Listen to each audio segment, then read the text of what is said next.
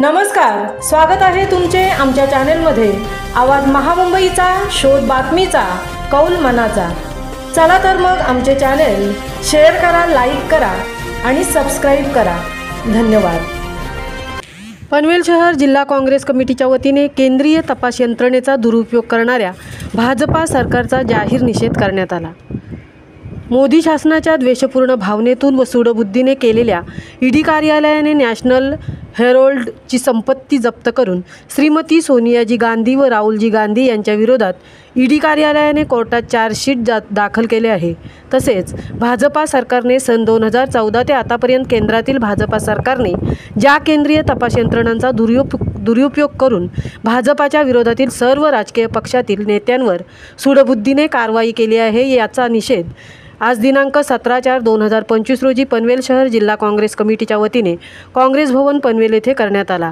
तसेच केंद्रीय तपास यंत्रणेचा दुरुपयोग थांबवण्याबाबत प्रांत ऑफिस कार्यालय पनवेल येथे निवेदन देण्यात आले।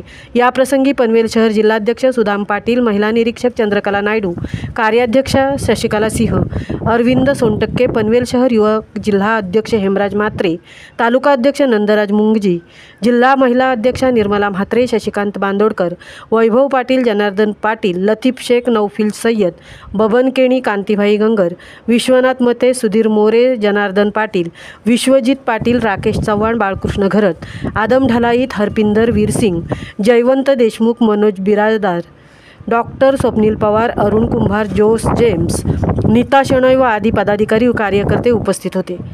आवाज महामुंबईचा चॅनेलसाठी संजय कदमसह तृप्ती भोईर, पनवेल।